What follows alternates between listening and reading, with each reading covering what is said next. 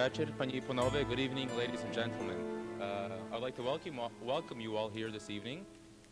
First off, I'll start by presenting or introducing to you representatives from the Concordia Ukrainian Students Union. We have first Michael Schweck, President of the Concordia Ukrainian Students Union. To his left, we have Andriy Luhovy, our finance executive. And to his left is Andriy Rudnetsky, our vice president. Okay. I'm also with the Concordia Ukrainian Students Union. I'm Adrian Khomenko, VP Internal. And now we shall begin once the formalities are over, but not quite yet, because we still haven't introduced our guest speaker, but that will come. Шановні пані і панове, мені приємно привітати вас сьогодні на нашому вечорі, зорганізованому Українським студентським клубом при університеті Конкордія. Нашим доповідачем сьогодні є доктор Valentyn Moroz, недавній політичний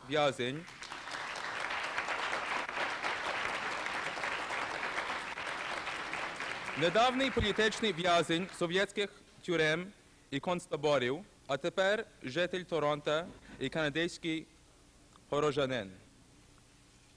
Сердечно вітаю вас, пане Мороз, в нашому товаристві і надіюся, що ваша доповідь матиме широкий і позитивний відгук. Як відомо з оголошень, тема сьогоднішньої доповіді є загально інформативна, а саме національні відносини і рухи національностей у Совєтському Союзі. Ця доповідь відбудеться у англійській мові, з уваги, що сьогоднішній вечір фінансує наш університет. А також деякі присутні і представники преси не розуміють української мови. Питання можна буде ставити також і в українській мові, і в міру потреби переложимо ці запити. Дякую за увагу. Ladies and gentlemen, on behalf of the Concordia Ukrainian Students Union, I would like to welcome all of you who have come to hear Valentyn Moroz speak on the topic National Relations and National Movements in the Soviet Union. Valentyn Moroz was born in the village of Volyn, which is in Ukraine's Volyn region. He attended the University of Lviv, where he majored in history, and upon graduating in 1958, he taught history at various institutions, notably in the city of Lutsk, while working on his doctoral dissertation. In 1965, he was arrested for the possession of samizdat, underground literature, and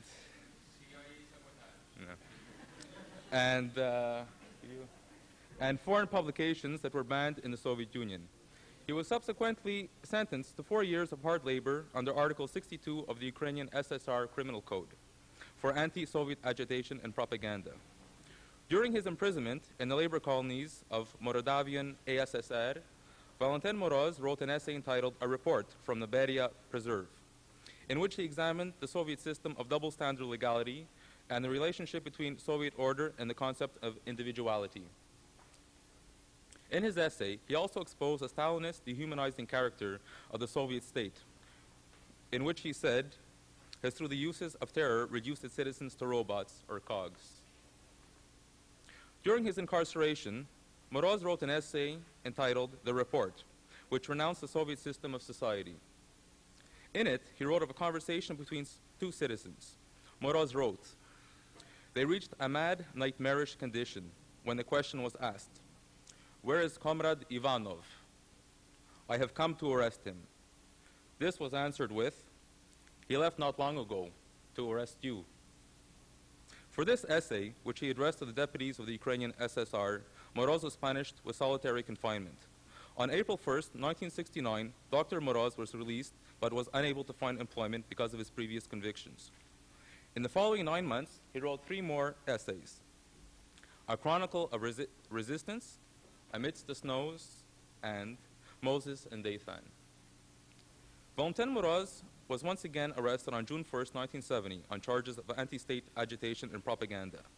5 months later, he was sentenced to 6 years imprisonment, 3 years strict regime camps, and 5 years exile. During his incarceration in Vladimir prison, which is one of the most severe prisons in the world, Moroz became ill with a liver condition, was forcibly injected with drugs, and his food was being contaminated with chemicals. In October of 1972, Amnesty International reported that Valentyn Moroz was attacked by criminal inmates and was seriously injured by stab wounds. On July 1st, 1974, Valentyn Moroz went on a hunger strike to protest the conditions of his imprisonment. His hunger strike lasted for 145 days, but he was kept alive by force feeding. His hunger strike received worldwide attention and support from masses of groups and individuals.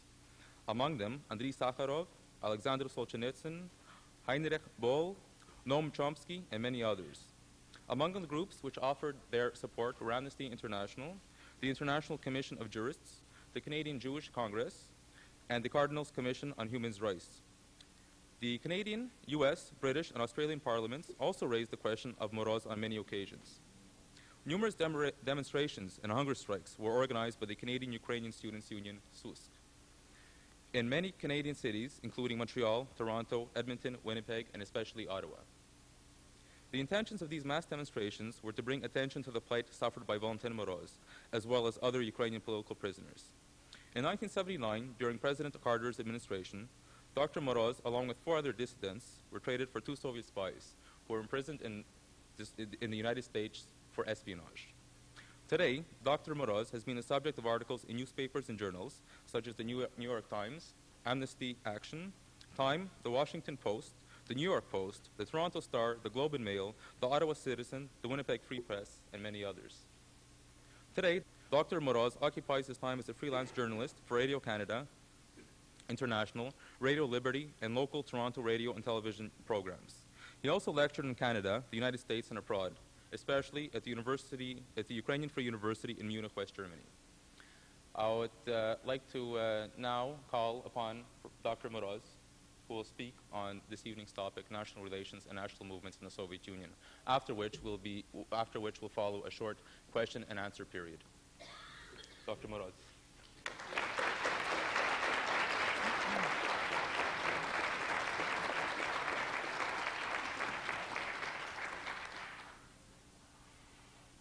Ladies and gentlemen, my name is Valentyn Moroz. My English is not perfect. I said to my wife yesterday, well, it's a big problem for me, these English speeches. She said, no, it's a problem for your listeners. National relations and national movements. The most important aspect of life in a multinational state is the problem of national relations. Of course, on the visible surface of the life, other aspects of life are dominating. For example, economical aspect or social aspect. But in fact, really dominating factor in this kind of society is national factor. There were in history a lot of prognosis in this field, of national question. But in fact, this question, national question, is non-adaptable to prognosis. I thought, with whom compare the national question? I decided with Churchill. Why with Churchill? After World War II, in 1945, Churchill was very seriously ill. Was created a commission for the Churchill's funeral. After that, a majority of members of this commission died, but Churchill was alive. The same with the nation.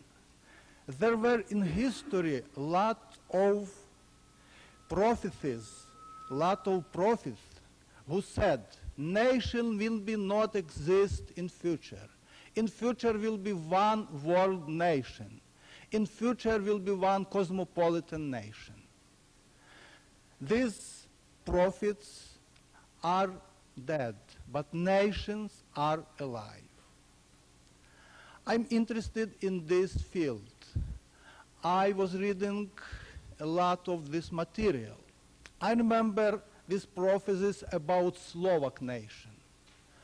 I remember approximately 10 this kind of prophecies about Slovaks. In 19th century, it was typical prophecies. Slovak nation will be not exist in future. Slovak nation will be assimilated by Hungarians. In 20th century, it was other different prophecies. Slovak nation will be assimilated by Czech nation. But Slovak nation is alive now, and Slovak nation is improving in his national life, in his nationalism. So these prophecies about end of nations, it's like a prophecies about end of the world. 20th century, in fact, is century of nationalism. Soviet Union. What is Soviet Union? Soviet Union is mosaic after 400 years of Moscow conquests. Somebody sometimes compares Soviet Union with United States, with America, but it's not true. There exists a huge difference, big difference between Soviet Union and United States. America is a new nation who is created from different components. These components came to new land, to new soil, and had no roots in this new soil. In Soviet Union, in opposite. Soviet Union consists from different nations with very old culture, with very strong roots in their own soil. Somebody says Soviet Union is Russia. This ridiculous, that's funny, because 51% of Soviet population are not Russians. In Soviet Union exist nations with a very old culture. For example, Armenians. Armenians has own state before Christ. In that time, no word Moscow was on the world map. No word Russia exists on the world map. Colonialism. In general, colonialism can be divided into two categories: Roman Muscovite, Roman Russian, and Greek British. We will begin from second, Greek British kind of colonialism. His characteristic, main characteristic, was absolutely indifference. Absolute indifference to internal life of the captive nations. This kind of imperialism not interfere in the internal life of captive nations. So in this kind of imperialism created two consciousness, national consciousness and imperial consciousness. For example, ancient Greek understood very good. He has Ellada, Greece, his own, this is his nation, his homeland, and world of Greek colonies. The same Englishman, he understood very good. He has England, his homeland, and he has British Empire. National consciousness and imperial consciousness. Absolutely different situation with the Rome. Rome started from small town. This town conquered step by step surrounding towns, and in this way was created Roman Empire. So in start of this process was no feeling of nation, no national basis. Roman consciousness begin like a imperial consciousness from just start. So Roman Empire has no foundation for the power like national foundation. Roman Empire needs some different foundation for the power. This foundation, it was a Roman machine for the breaking of the national structures of captive nations. As rule in occupied territories, Roman Empire sent colonists. Latin-speaking colonies, and soon every territory was speaking in Latin. The same way used Russia. For example, when Russia occupied Novgorod, different principality, all Novgorod aristocracy was moved to Moscow. From Moscow was moved Moscow aristocracy to Novgorod. Moscow was the same way like a Rome.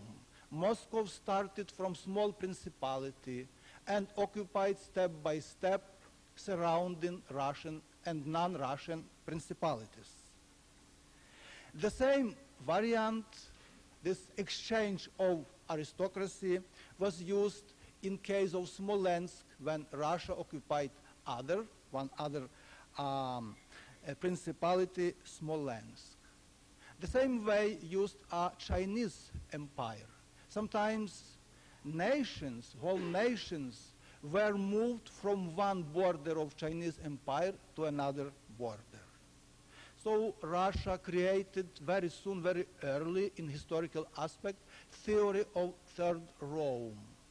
Bukvally, this theory lauded. The Moscow is Third Rome, and there will be no Fourth Rome. In fact, Moscow has not too much of building material. I mean human building material. But Moscow has one talent, brilliantly very good use foreign building material, foreign people. In Russia exists no antipathy to foreigner, like in England, like in Germany. Everybody was welcomed in Russian Empire. Everybody is welcome in Russian Empire in one condition, to serve Russian imperialistic interests. As a result, in Russian history, big influence had foreign elements. First of all, it were Mongols. In fact, contemporary Russian state, Brezhnev state, is built on example of Mongol empire of Genghis Khan. After, in Russian history, very big influence had Ukrainians. In 16th century, 17th century, almost all Russian bishops had Ukrainian background. Every educated Russian was graduated from Kyivo-Mogilyanska Academia. It's Kievan Academy, a kind of Ukrainian medieval university. After, in time of Russian Tsar Peter I, big influence in empire had Germans, European people in general, but especially Germans. In fact, new capital of empire, St. Petersburg, was more German city than Russian city. Majority of population and dominating language was German. As a result, created chaotic mechanical gathering of different components.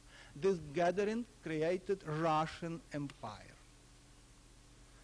But most effective machine for breaking of national structures, internal structures, captive nations, Moscow created after 1917, after communist Bolshevik revolution. 1917, first of all, did mean in Russia, in Russian Empire, spring of nations, awakening of non-Russian nationalities. Most mature nations are separated from Russian Empire. For example, Finland, Lithuania, Latvia, Estonia, Poland. Other nations created own states too. For example, Ukrainian Republic, Georgian Republic, Armenian Republic. But after a long time of fighting, these republics were occupied by Moscow, by new communist Russian Empire. Anyway, new Russian Empire, communist empire, was pressurized by situation, introduced principle of federalism. In formal Tsarist Russian Empire, territorium of state was divided into gubernii, kind of provinces. In new communist Russian Empire, a territorium was divided into so-called republic. Ukrainian Republic, Belarusian Republic, Georgian Republic. One interesting question. Why Russia received a communism? Russia, who had largest number of churches in Europe, Russia, very Orthodox Russia.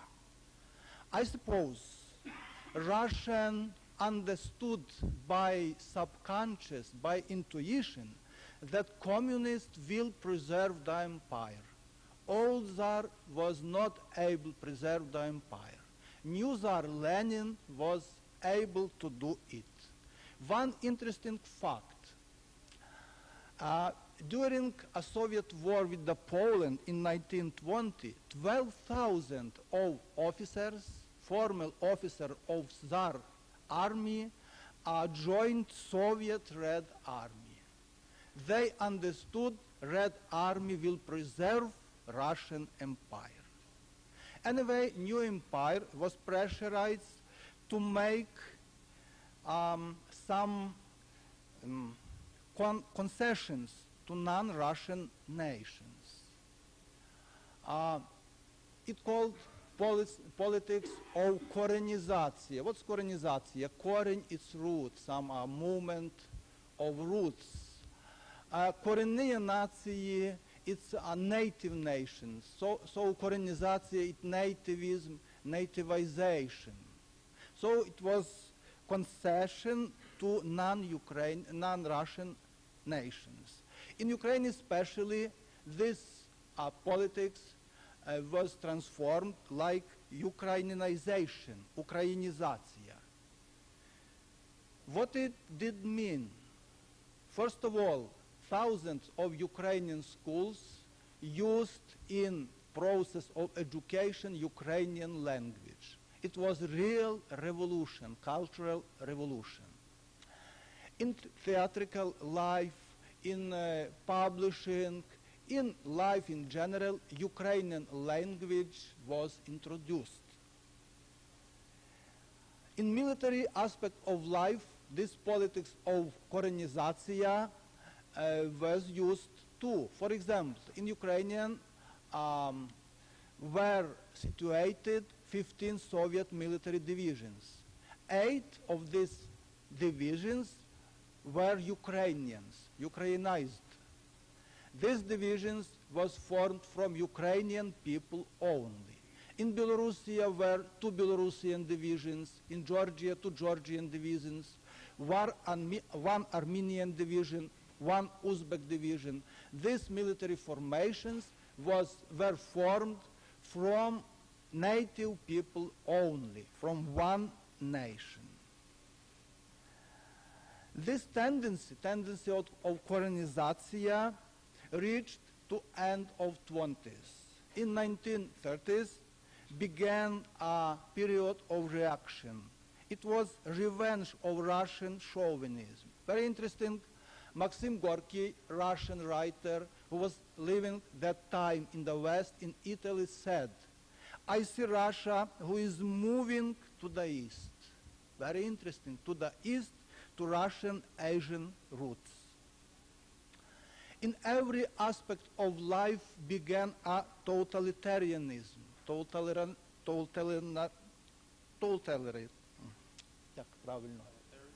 totalitarian style.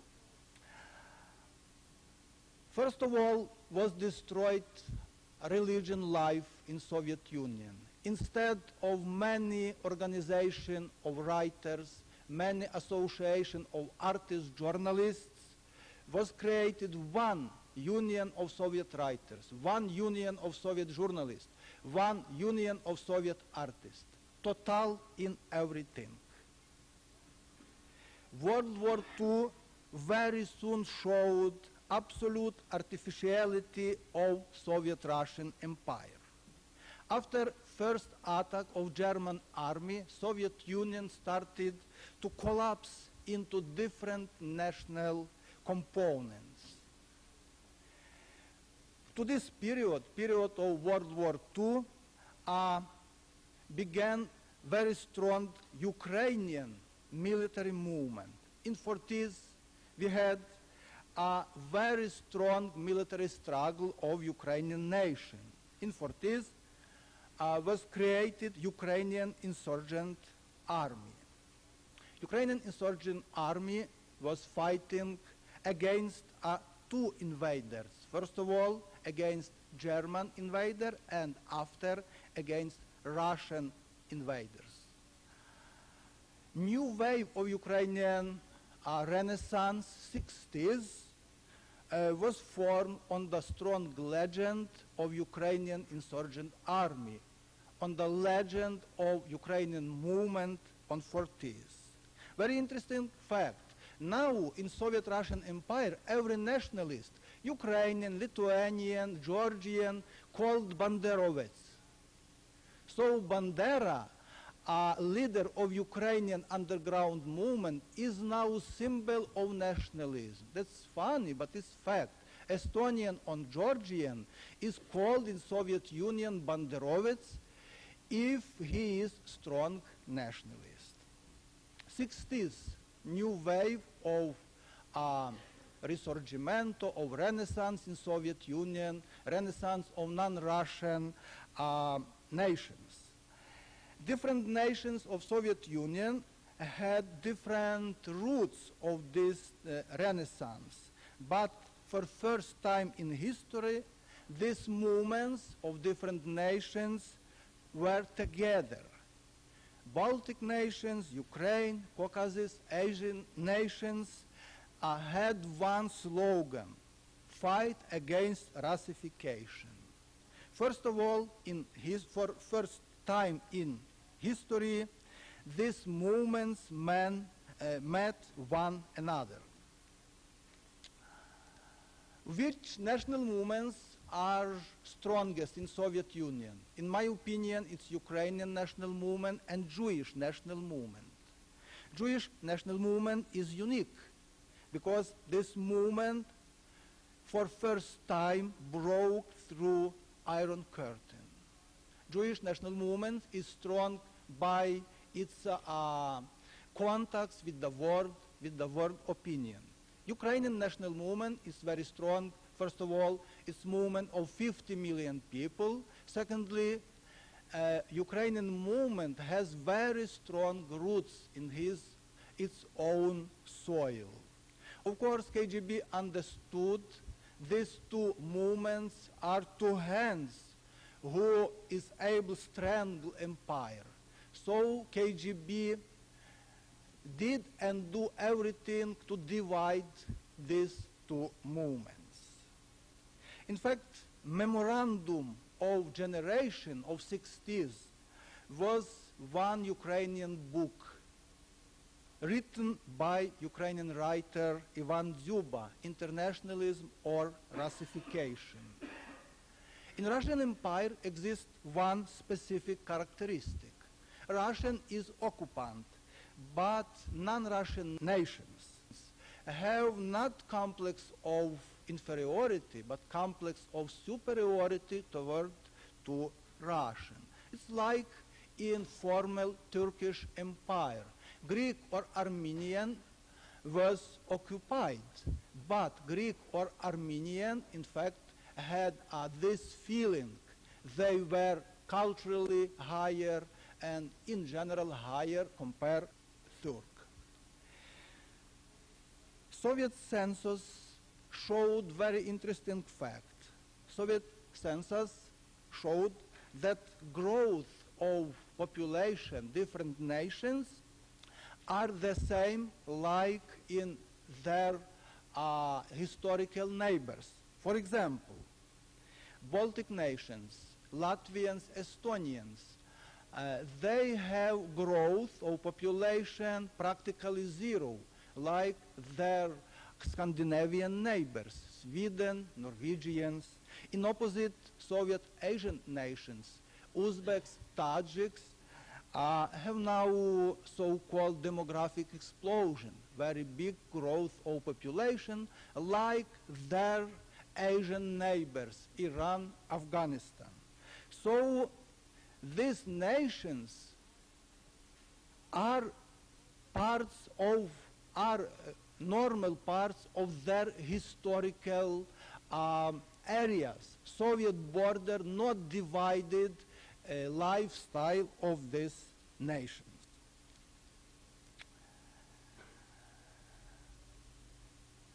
These facts are very important because they showed Soviet melting pot has no successes. In fact, in Soviet Union, we have now crystallization of different national organisms. In every republic is own style of life. Normal tourist who will go to Lithuania, Western Ukraine, Georgia, will see in these republics its own style of life, and these differences are increasing. Resistance of different nations to Russifications have two different styles. For example, in Baltic states, Lithuania, Latvia, Estonia, that's demonstrative refusing of every Russian. For example, somebody speak in Russian, Lithuanian said, I don't understand. Somebody asked in Russian, where is bus station? Lithuanian showed opposite direction. In Soviet Asia, absolutely different situation. In Soviet Asia, in Caucasus, everybody is welcome with Russian language. But these people, Asian people, created to Russian person so hard condition that Russian person escaped from this land. It's different style of resistance. Resources in this fight and resources in fight against Russification are different in every region, in every nation. For example, Ukraine, Baltic nations, these resources, this in general strong individual. As a rule, Estonian individual, Ukrainian individual in everyday fighting with Russian is stronger, is better. In Soviet Asia, individual never played some important role, but in these nations, Asian Soviet nations, is very strong family feeling, very strong community feeling. It's big weapon in these nations. Additionally, Asian nations have now demographic explosion. For example, Tajiks or Uzbeks in one decade from 50 to 60 increase in 50%.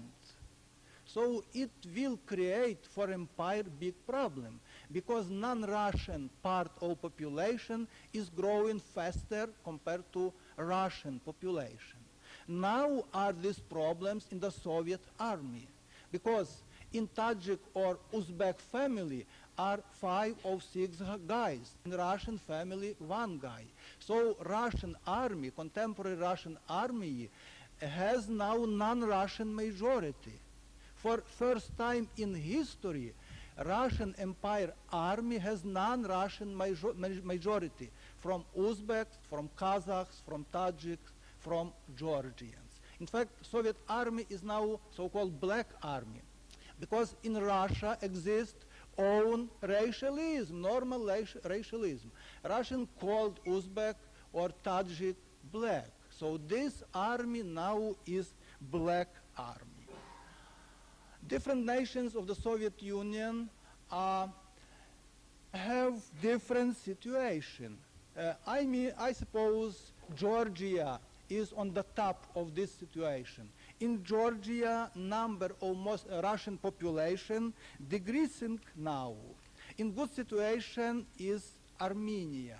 In fact, in Armenia, every foreigner pressurized speak in Armenian because situation is everybody must speak Armenian. In good situation is Lithuania.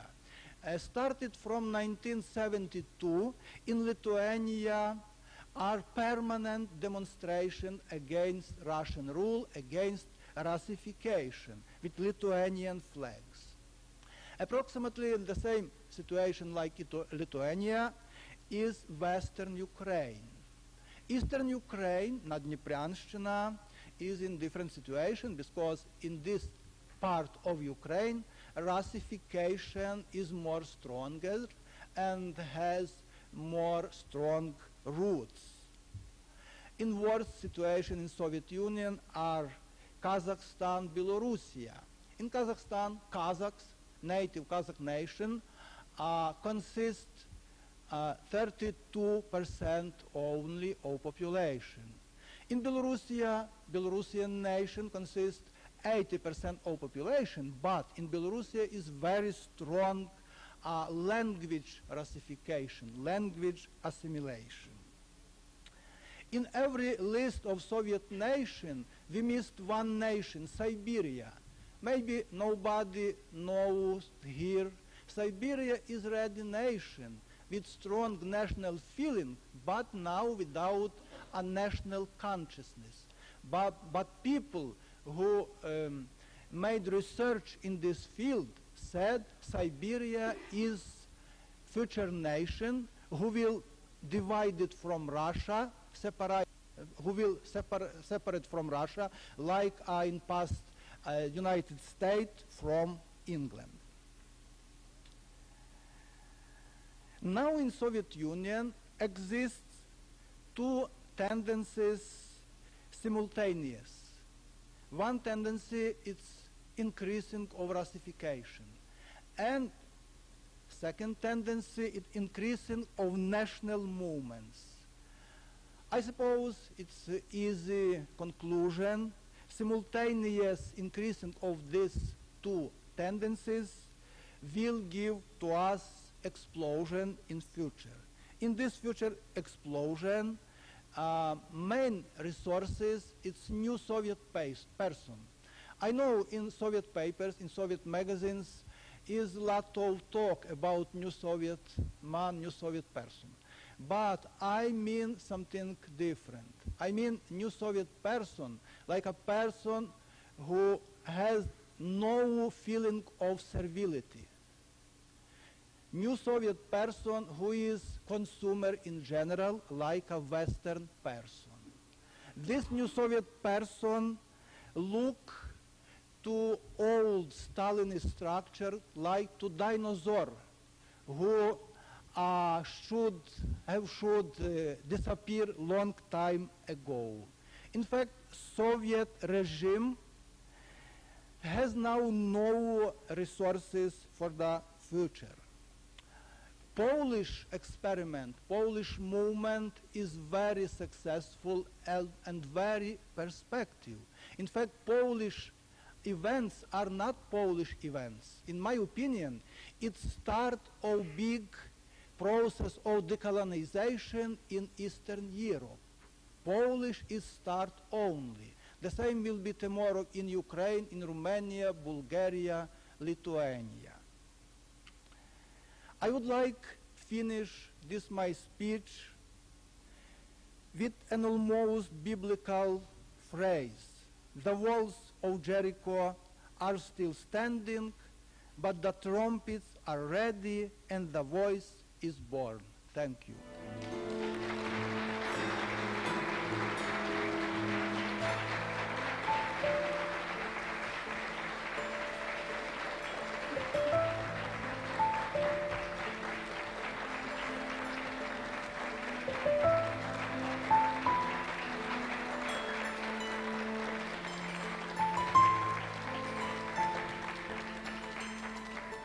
Thank you, Professor Moroz, for such a enlightening topic.